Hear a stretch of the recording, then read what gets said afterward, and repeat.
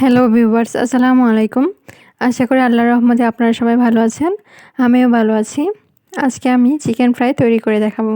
এর জন্য আমি এখানে 1.5 কেজির পরিমাণ মুরগির মাংস নিয়ে নিয়েছি। মাংসগুলো বড় বড় সাইজ করে নিয়েছি আর মাঝখান দিয়ে এভাবে কেটে কেটে দিয়েছি। এরপর এর মাঝে দিয়ে দিচ্ছি 3 চামচ পরিমাণ লাল মরিচের গুঁড়া। আমি ঝালটা একটু বেশি খাই, তাই একটু বেশি দিলাম। আপনারা আপনাদের পরিমাণ মতো দিয়ে দিবেন। এরপরে দিয়ে দিলাম আধা চামচ ধনিয়া গুঁড়া আর আধা চামচ হলুদের গুঁড়া, আর দিয়ে দিচ্ছি 1 চামচ লবণ।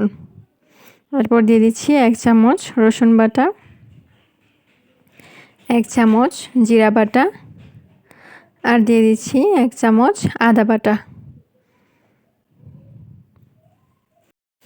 এরপর দিয়ে দিচ্ছি এর মাঝে 1 চামচ লেবুর রস।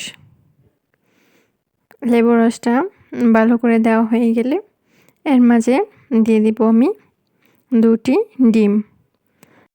আমি এখানে দেশি মুরগির ডিম দিয়েছি বলে ছোট ছোট, তাই 2টো ডিম দিয়েছি। আপনারা চাইলে বড় সাইজের একটি ডিমও দিতে পারেন। এরপর সব মশলা দেওয়া হয়ে যাওয়ার পর ভালো করে হাত দিয়ে অনেকক্ষণ সময় নিয়ে এগুলো মাখিয়ে নিচ্ছি। আমি প্রথমে এই মাংসগুলো কেটে ভালো করে ধুয়ে তারপর একটি ছাঁকনিতে ছেঁকে পানি ছেঁকে নিয়েছি। না হলে পানি না ছাঁকলে এভাবে মাখানোর পর অনেক পানি বের হয়, তাই আগে এভাবে ধুয়ে অনেকক্ষণ পানি ছেঁকে নেবেন। এই তো মাখানো হয়ে গেছে।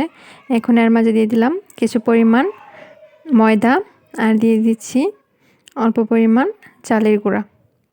এটা চালের গুঁড়াটা দিলে অনেকটা ক্রিস্পি হয়। এই তো চালের গুঁড়া আর ময়দা দেওয়ার পর আবারও হাত দিয়ে ভালো করে মাখিয়ে নেব। অনেকক্ষণ সময় নিয়ে ভালো করে মাখিয়ে নিচ্ছি।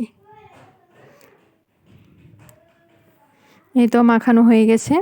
এখন এটা রেস্টে রেখে দেব প্রায় 1 ঘন্টার জন্য। যত বেশি রাখা যায় তত বেশি ভালো, আর খেতে অনেক মজা হয়।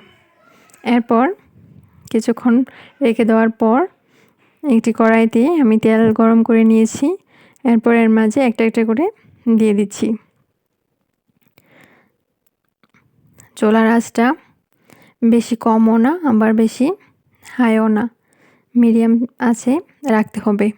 বেশি কম দিলে চিকেনগুলো তেল চুষে নেবে বেশি। চুলার আঁচ বেশি দিলে তাড়াতাড়ি ভাজা হয় কিন্তু ভিতর দিয়ে কাঁচা থাকে। এই তো এভাবে জালটা রেখে একটু পর উল্টে পাল্টে ভালো করে ভেজে তারপরে উঠিয়ে নেব।